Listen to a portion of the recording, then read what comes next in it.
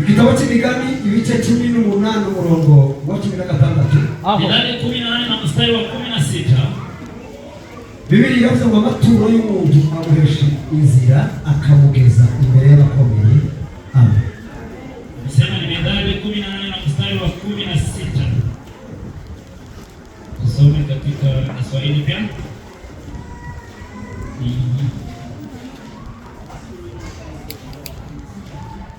Biblia inasema hivi hapa.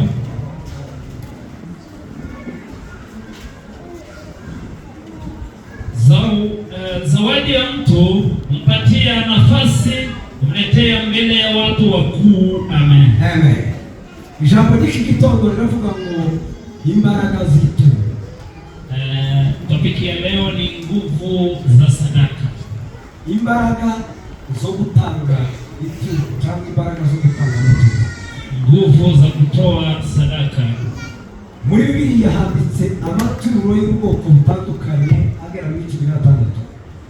Katika Biblia kuna aina takriban 16 za sadaka. Ariko sizo ngiye gusobanura, jewe gusandaga ijambo rivuga ngo imbaraga z'ituro. Lakini sitaki kufafanua hivyo, lakini tutaongea kuhusu nguvu za kutoa ama sadaka. Imbaraga z'ituro, nguvu za utoaji cyangwa se gutanga ituro ama kutoa naka. Ikintu cya mbere tugomba kumenya iyo dutanga amaturo, jambo la kwanza la kujua kwa kutoa zaka, ituro rya mbere rikomeye gusumba n'amaturo yose, sadaka ya muhimu kuliko sadaka nyingine. Imana ikeneye kuruta ibindi zose. Kwa Mungu anahitaji kuliko zaka zingine ni umutima wawe. Amen. Moyo mkunjufu. Umutima wawe, moyo wako.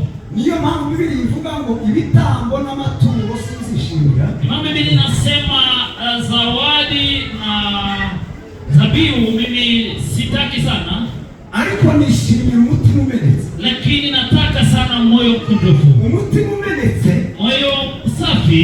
Iyo umuntu afite umutima umenetse, mtu akiwa na moyo mkunjufu, cyangwa iyo umuntu yamaze guhimana umutima we, ama mtu akishapea Mungu moyo wake, gutanga amaturo asanzwe ni ibintu zoroshe cyane. Sadaka ya kawaida kutoa ni kawaida. Gutanga ituro rivuye ku mutima ukuze, roho ambao ni safi, na kutoa sadaka umutima uri mu gicaniro cy'Imana, ambao ina madhabahu ya Mungu, umutima uri mu masengesho, ambao ina maombi, umutima wuzuye urukundo rw'Imana, ambao umejawa na upendo wa Mungu. Iyo umuntu yahaye umutima we akawuhima, mtu akipea moyo wake Mungu, ibindi byose kubikora bisazo. Amen. Ni rahisi kuyafanya. Ariko iyo umuntu ataraha umutima Imana, lakini kabla hujatoa moyo wako kwa Mungu, gusobanukirwa gutanga ituro, kujua kutoa sadaka, hayo ngo musengera amasengesho ameze gute, hata akiombewa maombi aina gani, ariko umuntu ataratanga umutima ngo awuhe Imana, kama mtu atatoa moyo wake kwa Mungu, utanga ituro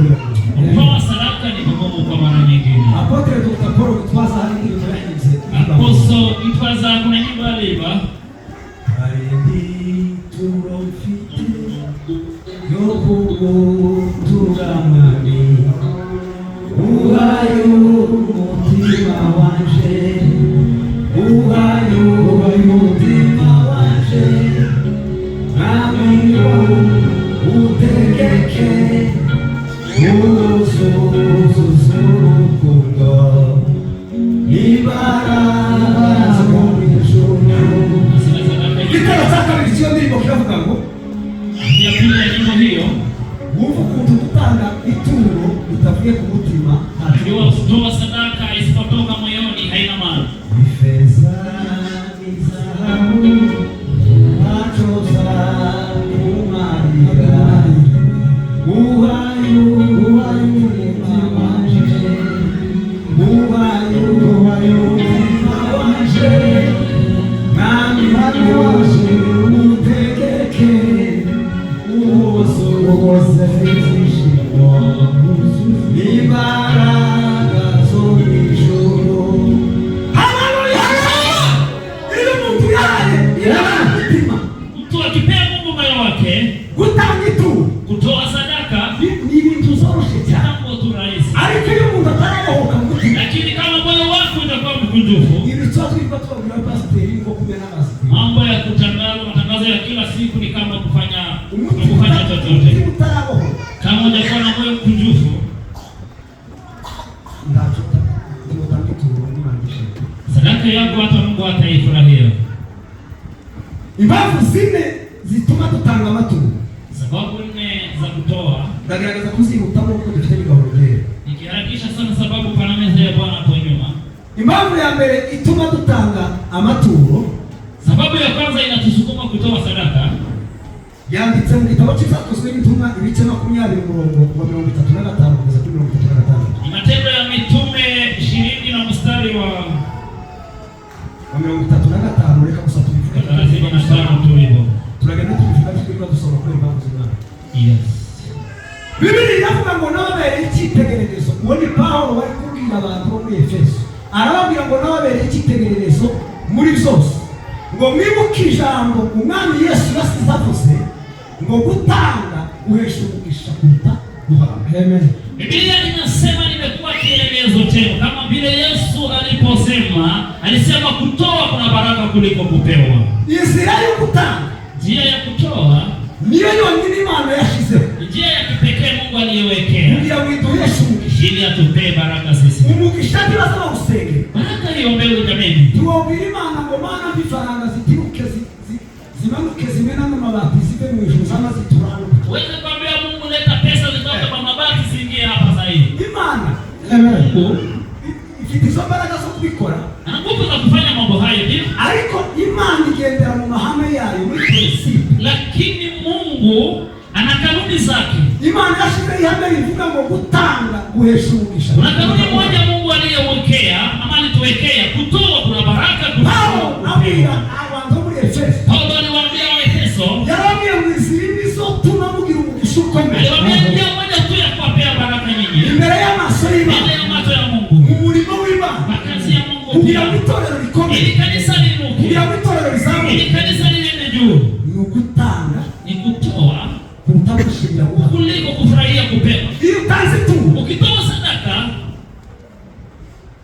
Imana ihita itegura izindi nzira zo kugutunga, Mungu anakuandalia njia zingine za kukusaidia wewe, wahishuriwe gutanga. sababu wewe umefunuliwa kutoa. Tuzamure Imana ishobora. Tumpe Bwana utukufu. Imbaraga z'abantu zigereza Uwiteka ubushobozi bwose, nicyo gituma ntazafinya nawe isi yose yahinduka. Imisozi yakubaho igashimwe, ivuga iyakigera neza wereke ngo Imana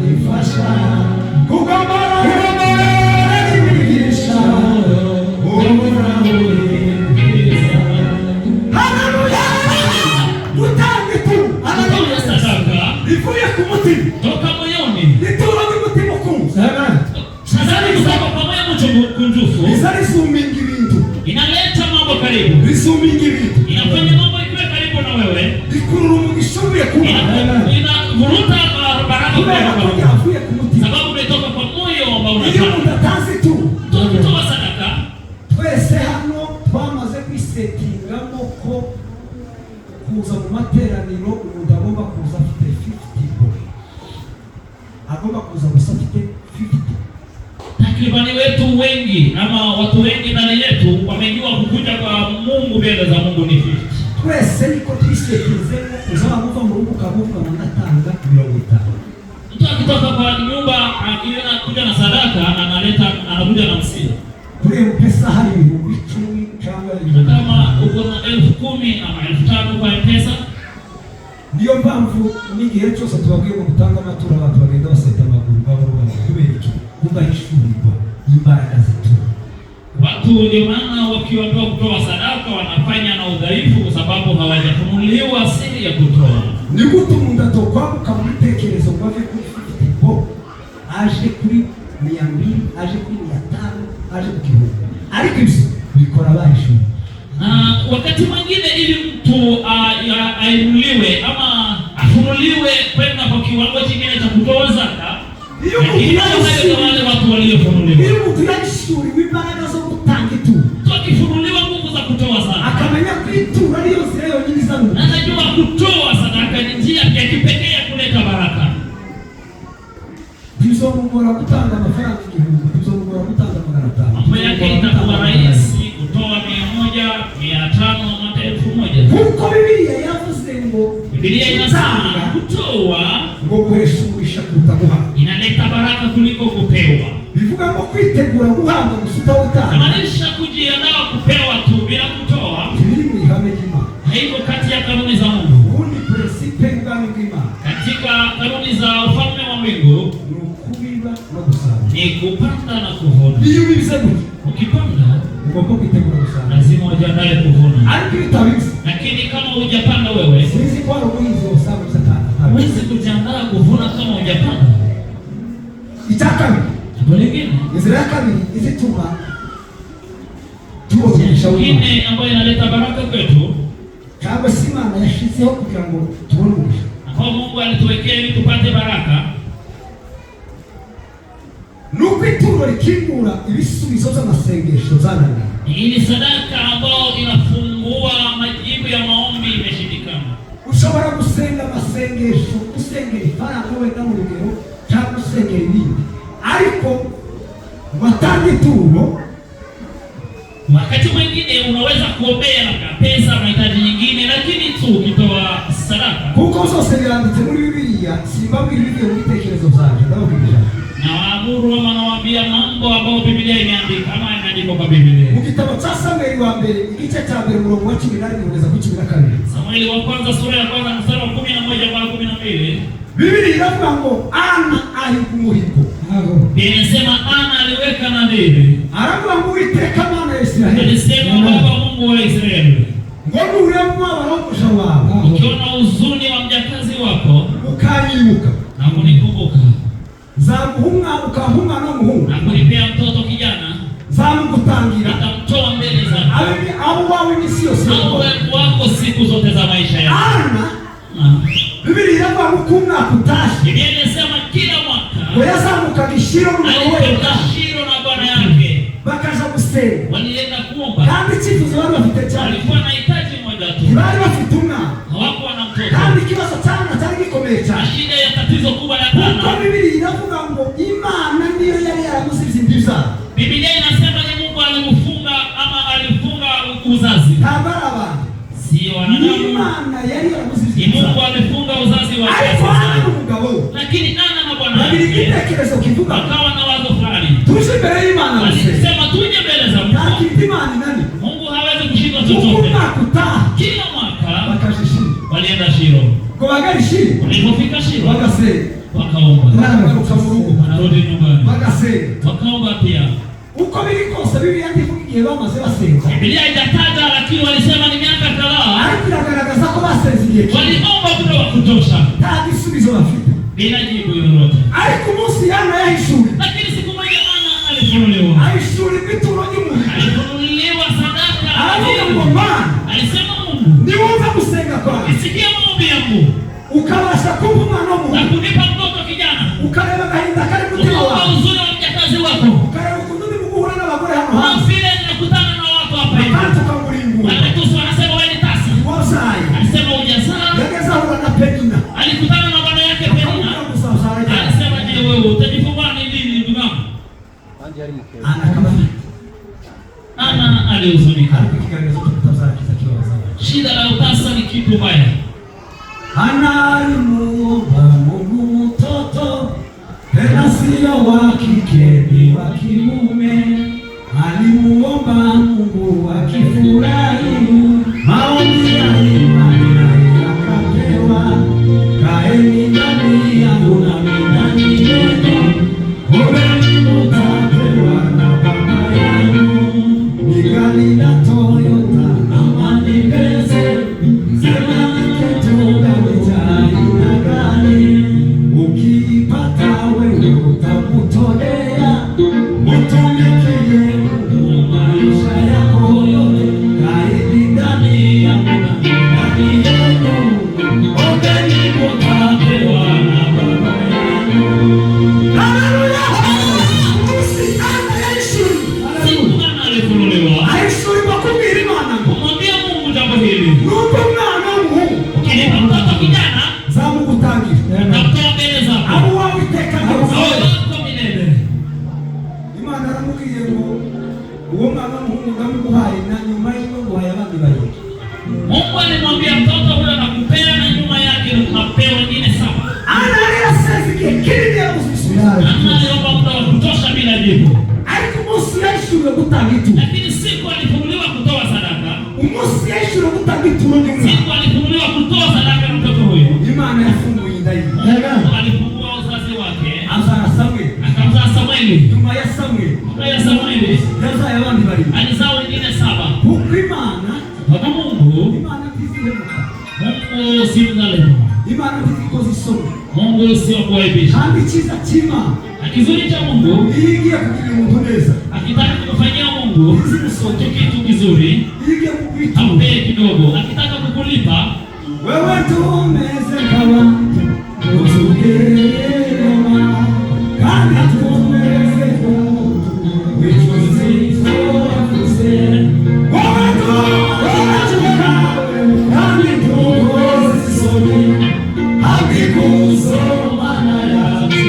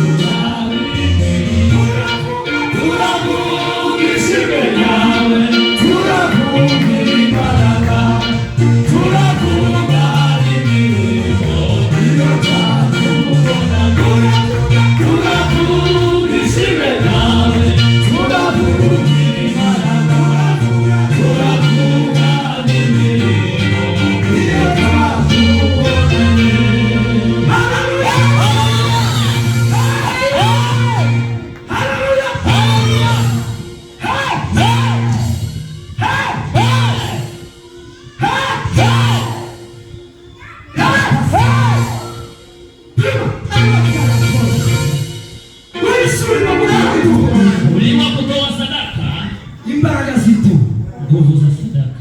iyo umuntu atazitu, Mtu akitoa zaka, Imana izihindura. Mungu anageuza mambo mengine. Twarahishwe, Tumekosa kujua mambo mengi, kumwarahishwe, tunaitwa mambo mengi. gutanga itu Kutoa sadaka bihindura ibintu. inafanya mambo mengi kugeuka. Icya gatatu, Jambo la 3, turabisaba sadaka ni kitu cha muhimu kwa waamini. inzira ya gatatu cyangwa gahunda ya gatatu igomba gutuma dutanga amaturo. Sababu ya 3 inatusukuma kutoa sadaka, ambayo inafaa tutoe sadaka. Hari igihe Imana itugerageza kugira ngo irebe ko tuyikunda koko. Wakati mwingine Mungu anatujaribu kwa kupima imani yetu na upendo wetu kwa Mungu. Mu gitabo cy'Itangiriro ibice 22:15, Katika Mwanzo 12 na mstari wa 15, Biblia iravuga ngo Imana yitegereza Abrahamu, iravuga ngo reka murezi kizamu. sorry ni 22 na mstari wa 15. Mungu alimwangalia Ibrahimu test. Wacha nimpe mtihani Kugira ngo ndebe kwa nkunda neza. ili nijue upendo wake umefika kiwango gani kwangu. Biblia inakwamba Abrahamu yabonye Isaka amaze imyaka 95. Biblia inasema Ibrahimu alipata Isaka akiwa na miaka takriban 95. Imana iramubwira ngo genda ufate Isaka umuhungu wawe kije ufite wenyine ari ukunda. Na Mungu alimwambia achukue Isaka.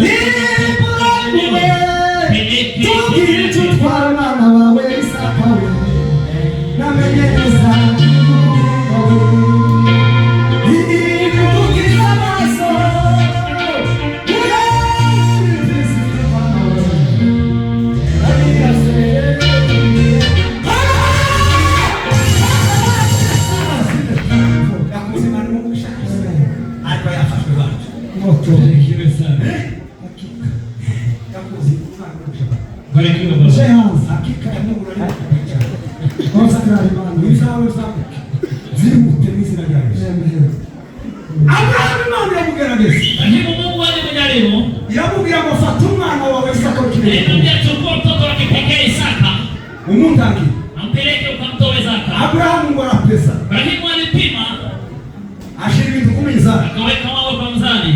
Arakuwa amasimana na Isaka. Anasema Mungu na Isaka nani yako juu? Imana na Isaka. Isaka mwanangu na Mungu. Nunga rumwana w'ikinegu. Atakana kipekee. Nunga namubonyegeze muzamu. Hata kama amemwona akiwa uzeeni. Alikomtanga mwana la Mungu. Toa mtoto sio mambo rahisi. Jewe ndashafite babiri Esther na Musa kuombera mupanga. Yeye ana wawili lakini akiambiwa kutoa hata moja ni ngumu sana. Mirago yeneza. Mambo ya alipima. Abrahamu anavuga ngo. Ibrahimu alisemaje? Isaka ni Imana na Mungu ni gukome. Nani mwenye nguvu? Ndeke kumva Imana nyime Isaka. Niache kumtii Mungu nikasitoa Isaka. Numva Imana Israeli yamubaye. Nimsikie Mungu wa Israeli aliyonipea. Biblia inavuga ngo Abrahamu abwira Isaka ngo akamwambia Isaka, ngwino tugende papa. Nenda kuja twende basi. Ngo barazamuka baja ku musozi Moria. Walipanda mlima wa Moria. Ngo bageze mu nzira. Walipofika njiani, Isaka bazise. Isaka akamuuliza baba yake. Huko Isaka yaramaze kumenyera kose aje gutanga. Isaka alizoea kwa baba yake kutoa zabihu. Aramubwira mbese papa. Nisema baba, ngo tugiye gutanga igitambo. Mbona tunataka kutoa zabihu? Ariko kawemba yembo rumusho gusasimo igitambo. Lakini sioni sadaka kutoa. Abrahamu amusubiza igisubizo kiri mu bwenge no kwizera. Abrahamu alimjibu na imani. Aramubwira ngo dukomeze urugendo gusa. Alimwambia twende basi na safari yetu. Imana Israeli idoke. Mungu atajitolea. Ngo bageze imbere. Alipofika mbele, ari kumwe n'abagaragu biwe. Alipokuwa na wafanyakazi wake, ngo abagaragu babo musigare hano. Aliwaambia walikaribia basi mbaki hapa kiasi. Imbere je umuhungu wawe. Ili tufike hapa mbele mimi na mtoto. Turagaruka tuwasanga. Tutawapata hapo. Ngo bageze ku musozi Moria. Walipofika mahali pa kuandaliwa, Abrahamu ngo atunganya igitambo. Abrahamu akatengeneza madhabahu. Atunganya igitambo. Akatengeneza madhabahu. Wafatikwi araziyambira. Akachukua kuni na kufunga. Afata Isaka amushira hejuru. Akamchukua Isaka akamlalisha juu. Ngo akuramo icyuma. Akatoa kisu ama panga. Ngo agiye gutamba Isaka. Alipokaribia kukata Isaka, malaika w'Uwiteka aramanuka. Malaika wa Mungu alishuka haraka sana. Aramuhamagara. Akamuita. Aramubwira ngo Abrahamu. Aramwambia Ibrahimu. Namenye neza kukunda. Nimejua ya kwamba wewe umenipenda. Kandi unyuba. Na umenitii. Kubera kukunda. Sababu ya upendo wako. Kandi unyuba. Na kunitii. Hindukiza amaso yawe. Geuza macho yako nyuma. Urebe amashami y'igiti. Angalia katika kamsitu hapo. Urabona igiti z'intama. Utaona dume ya kondoo. Abrahamu yigeze kumubona mushusho y'intama.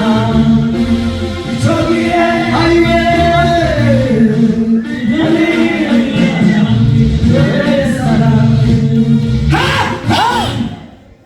Hindukiza amaso yawe. Geuza macho yako nyuma. Urebe amashami y'igiti. Utazame ndani ya matawi ya mti hapo. Urebe igiti z'intama. Utatazama dume ya kondoo. Itamba mu gihe cya Isaka. Na utatoa kama nafasi ya Isaka. Nimwumve imbaraga zo gutanga ituro. Hiyo nguvu za kutoa sadaka. Nimwumve izakurikiraho nyuma yo gutanga Isaka. Mambo yalifuata nyuma ya kutoa sadaka Isaka kama sadaka. Mu gitabo cy'Itangiriro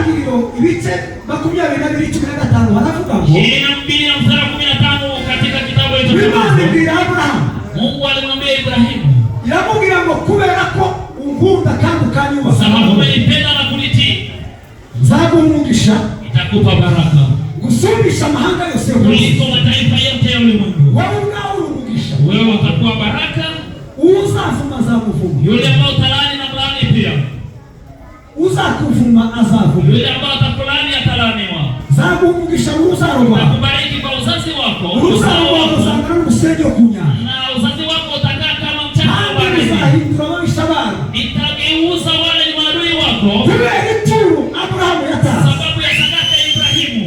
Imana yamuhaye umugisha ukomeye cyane. Mungu alimubariki sana na zaidi. Twese twitwa uruzaro rwa Aburahamu. Sisi waamini tunaitwa uzao wa Ibrahimu, kubera ko zavuye muri Isaka, sababu yalitoka ndani ya imani yake, kubera gukunda Imana, sababu ya kumpenda Mungu no kumvira Imana, na kumtii Mungu, agatanga Isaka, na kutoa Isaka. Yabonye umugisha ukomeye, aliona baraka. Imana yamuhinduye amateka. Mungu aligeuza historia yake. Ubundi Aburahamu yari umunyesiraheli, Ibrahimu alikuwa anahesabiwa, yari umunyamahanga, alikuwa mkuu wa mataifa, yavaga kwa Setera, ilitoka kwa baba yake Tera. Setera yagiraga ibigirwamana, Tera alikuwa na miungu, ariko kubera kwizera Imana, sababu ya kumwamini Mungu, Imana imukuraho kuba umunyamahanga, imuhindura umweburayi. hakukuwa Myahudi yeye, alikuwa Mwebrania peke yake, ahinduka umunyesiraheli, yaani alikuwa wa mataifa lakini akakuwa yitwa Myahudi. sogokuruza Aburahamu, Aliitwa babu wa mataifa yote, sogokuruza wo kwizera. na ni babu wa imani. Reka nkubwire ngo iyo utanze ituro, Ukitoa sadaka ugahishurirwa imbaraga zo gutanga na ituro, kujua nguvu za kutoa sadaka, Imana izihindurira. Mungu anageuza mambo. Itanyuma Tukoromesha impamvu yanyu bigomba gutuma dutanga ituro, inayoweza kusababisha kutoa sadaka, kwiba Imana ibyayo ni ukwihemukira cyangwa se kwibuza umugisha. kumnyima Mungu mambo yaliyo yake ni kujinyang'anya baraka. Basi kujinyima baraka, Aha ngaha ni ituro ry'icatu. hapana, ni kuhusu sadaka la fungu la 10 mu gitabo cya Malaki ibice 3 umurongo wa 10, katika kitabu cha Malaki sura ya 3 na mstari wa 10. ariko tutaragera ku murongo wa 10, ku murongo wa 7 haravuga ngo ni gutumira kw'Imana ibyayo. Lakini ukianzia mstari wa 7, umutwe w'amagambo waho kuri 7 haravuga ngo ubukungu bw'abantu b'Imana b'Imana ibyayo. katika mstari wa 7 hapo ni uchoyo wa watu wa Mungu ambao wanamnyima Mungu mambo yaliyo yake kama mali. None Biblia ikavuga ngo se ni gute, ikabaza ikibazo kivuga ngo se umuntu yakwima Imana ibyayo gute?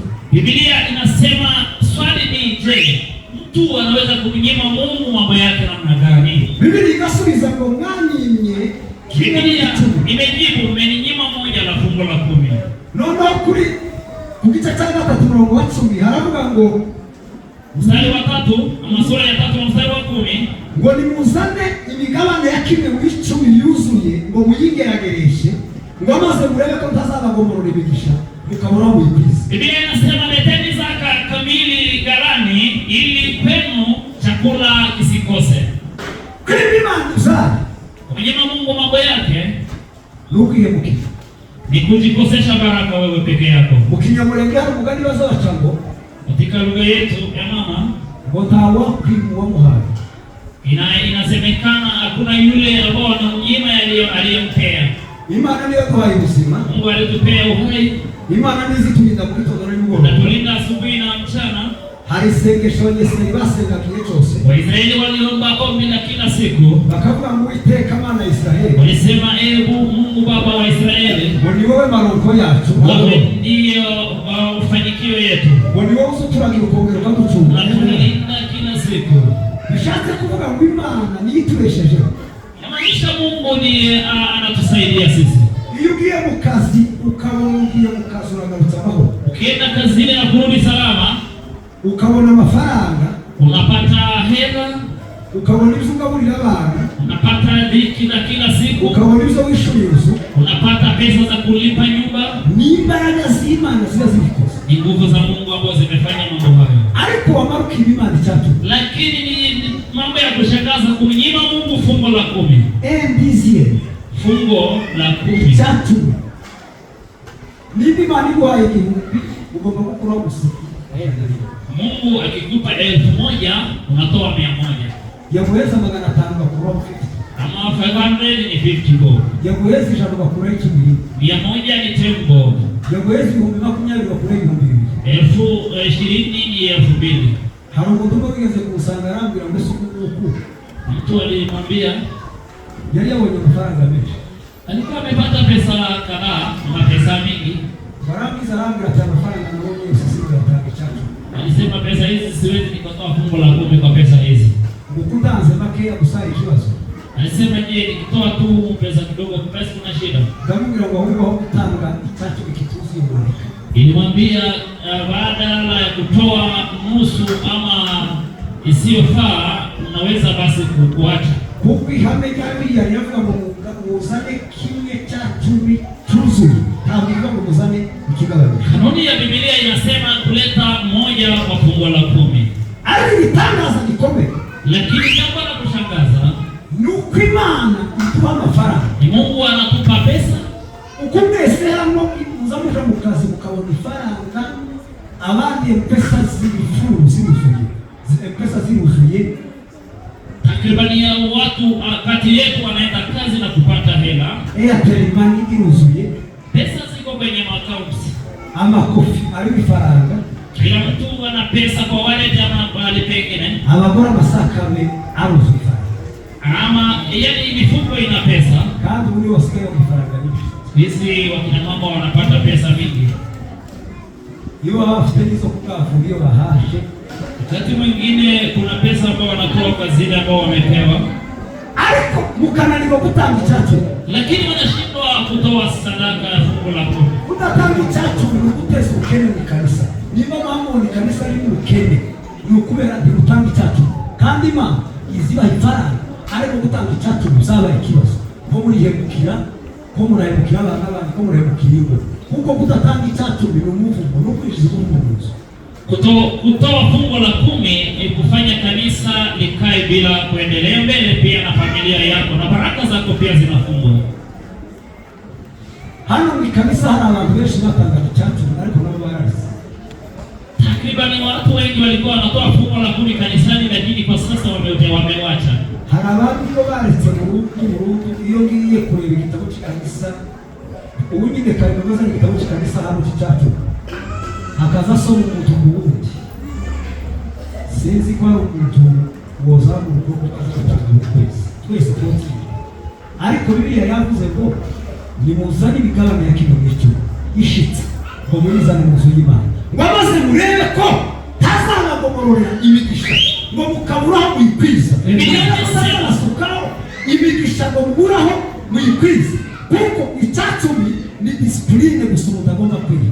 Niba wabonye amafaranga wagiye gucuruza ugacuruza ukabona amafaranga, ushobora kwiga discipline yo kuvuga ngo jewe nzoza kora kuva ku wa mbere waje kugeza ku wa gatandatu ukareba amafaranga yose wakoreye ugakura mu cyacumi ukacohereza. Ubumwe n'ibintu uzarosha. Ushobora kuvuga ngo ninyabika kugeza ku wa gatandatu zoba nayari, ariko reka nzoza nohereza icyacumi ku munsi. Kondabura ari karebe ukamuhamagara ukabwira ngo jewe nohereza icyacumi, nohereza icyacumi. Nkuko nawe iyo bakimwohereje arandika mu gitabo, ni rekodi zandikwa mu gitabo, kandi icyo gitabo kiza kigenda kagera imbere y'Imana. Uko Imana izira mu gitabo cye yasanga ifite ubusa ikambika ngo ariko kuri uriya mu Kristo Yesu cyangwa kutoa fungu la 10 ni baraka kwako, kama vile amesema, ukiwa umefanikiwa kila siku ama kila wiki ama kila mwezi kulingana na kazi yako, unaweza kujipea programu ya kutoa. Hivi iyo tubigishije niko kuri kw'ijambo ry'Imana. Tukifunza mambo haya ni ukweli wa neno la Mungu. Usabesha iyo tubigishije baraka ngo turasaba ko turagira gute. Lakini wengi wakisikia mahubiri kama haya wanasema ni kuomba ijambo ry'Imana. Ni neno la Mungu. Kandi hivi tubigisha tuzabibazwa. Na tusipofunza mambo haya lazima tutadaiwa. Ariko ni vyiza kumutanga icyacu. Lakini ni vema kwa Kristo kutoa fungu la 10. Kandi icyacu kiza kijya bashumba niyo principe. Nabonye umutumwa baza kudahirana aramaza gusa icyacu biri nguzukije. Aravuga ngo ni jewe usukije. Wakati mwingine fungu la 10 linasaidia wachungaji. Mudahirana waravuze ngo icyacu ni jewe usukije. yabajijwe n'umukristo we muri Zayoni hayigwabaga aramubwira ngo icyacu uzutanga nishe uzukijya. Biblia yanditse ku icyacu ari cy'abatambyi. Biblia inaandikwa fungu la 10 ni wachungaji ama kazi za kanisa. None se mudatanga icyacu bitwebwe bashumba abantu bashumze tuzobaho. Kama mtoe fungu la 10, je, mnadhani kanisa wachungaji wataishi namna gani? Sisi kwa takiwazo kufika tumeze neza mu jambo yacu n'abana bacu. Lakini haimaanishi ni kwamba kama familia haziendelei ziko sawa, lakini ni lazima watu watoe fungu la 10. Kumbe ndio mtangi icyacu neza hapa ndio watoa mtanga. Kama mngetoa fungu la 10 vilivyo, wachungaji wangekuwa karibu na nyinyi, angekuwa hapa kanisani kila wasaa. Mulikesha shughuli mwao ndio hali. Hapo kwa kesha sababu ya maisha yao ni nini? Umekwe ukudimiza mabazwa nuko pastor bari kaziriya bakaboze kuba bari hano tukabasengera tukabagira inama tukabasura. Ese kuri ngumu kwitwaza baba ngo pastor tuzadusura kubera ko barabasura bafite umwanya bari busy n'ibirimo yabo kuko mu miryango yabo, ariko muhishuriwe ihame ryo gutanga icyacu. Lakini watu wakifunguliwa kutoa fungu la 10 kandi muzukuri ndahamya neza gashidikanya prima izi baba amafaranga menshi. Umuntu umwe gusa hano yatanze icyacu neza, mwese mugatanga icyacu. Abapasiteri bozabona amafaranga y'ishuri amazu yabo akabahaye, barangiza nabo bakaba bize n'umurimo, bakabano ikanisa, bakabasengera, bakabasura, bakabasabira umugisha, bagakora imirimo yose bari bize n'umurimo, hanyuma nawe mugahishurirwa gutanga ituro ubuzima bwabo bukamera neza. Ukeni watu wakitoa fungu la 10 kama ilivyo, kila mmoja wetu inaweza kusaidia hata wafungaji kuwatembelea washirika na kufanya kazi zingine ambazo umeona hawafanyi kwa wakati mwingine. Hiyo ni ukweli wa neno. Ndio principle. Ni kanuni. Kuko mugomba kwishurirwa imbaraga zo gutanga amaturo. Kandi tukabishurirwa kuza sadaka. Harabeshi mu bitekerezo baza kumva ngo gutanga amaturo, bamwe bagira impamvu zivuga ngo twotanga amaturo gute. Amaturo kandi amafaranga yaje gufasha pasiteri runaka.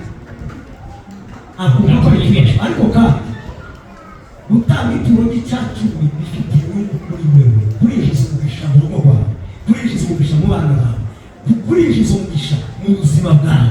Kuko gutanga icyacu ni inyungu zawe. Ni ihame ry'Imana rikubwira ngo inzira yo kwinjiza umugisha bihe yabivuze ngo nimungeragereshe kimwe cyacu bicuzuye, ngo nimuzane icyo cyacu bijyanye bikeya gusa, ngo maze murebe ko tabagomorora imigisha kamuraho n'ikwizi. Biblia imesema mlijaribu na mmoja tu kwa fungu la 10 ili muone vile tawafungulia milango ya baraka kutoka mbinguni. Na mkose mahali mnaweza kuweka mali zenu. Wishurirwa gutanga ituro, kufunuliwa kutoa sadaka n'umugisha baraka. Kandi icyacu nako tukikiri. Fungu la 10 inahitajika. Kwa gasa mkazi icyacu tukagerwa neza, habe namwe mugerwa neza. Toa fungu la 10, mambo yanaweza kuwa mazuri sana zaidi. Ndio sisi cyane. Ibema kuliko vile kuliko sahihi. Kuko za Mkristo wao. Lakini Mkristo bila fungu la 10 hakutanga amaturo na bila sadaka. Ejo bundi nari kondera muri kontabilite nari kumara karebwa no kuvuga ngo muri cyumweru muri abantu bangana n'cyatwese gutungana. Muri cyumweru hano iyo mukozi utangaza habaye itangaza hazatanga amafaranga 1,500 na 500 buri cyumweru 1,000 ya 50 na twese twatanze 50 tatu mwacha kureba gutatu bigasanga ndatatu tatu ni 0 sufuri itatu ni sufuri. Amaturo wenda hapo zitangaza ni 1,500 taza rega none se gufasha 1,500 ku kwezi n'amafaranga yawe kandi ibibazo biri mu kanisa n'izindi. Rero ni byiza ko dushura ni vizuri kufunguliwa Imana kurega ko bakaba ku maso y'abadasenga turishurirwe gutanga ituro kuko gutanga bihesha umugisha. Kutoa ni baraka kuliko kuliko kupewa. Bwana asifiwe. Amen. Gutanga weshumisha Kutoa ni baraka kuliko kupewa. mwishurirwe gutanga icyacu, Watu tufunuliwe kutoa fungu la 10 mwishurirwe gutanga amaturo, na sadaka ya kawaida. mwishurirwe gutanga icyacu n'amaturo kugira ngo finance y'itorero izamuke. Funuliwe kwa sababu ya finance ya kanisa na baraka pia. Hari ibibazo bimwe tuza gukemura gusa bitatugoye, twishyurirwe gutanga ituro icyacu tugashyirwa gutanga amaturo neza. Hari igihe umukristo waba wamufungiye isuka kize gute, icyo gihe tuzategereza gucunga ngo dukore fundraising, twishyure umukristo wafungiye. Wakati mwingine pesa hii ama michango hii ya fungu la 10 na sadaka inaweza kutusaidia sisi kwa sisi. Ariko ni sisi kwa mwishurirwa imbaraga zinazopeana tufunuliwa nguvu za kutoa sadaka. Huko nikufitiye sababu ina muhimu kwetu. N'umugisha kuri twebwe. Ni baraka kwanza iyo duhishuye gutanga ituro. Tukifunuliwa kutoa sadaka. Iyo duhishuye gutanga ituro. Naombea kufunuliwa kutoa sadaka. Kugira ngo turushe kurusha ili tubarikiwe sana. Imana n'umugisha. Mungu awabariki na kuja kwa Mungu. Pokea neno la Mungu.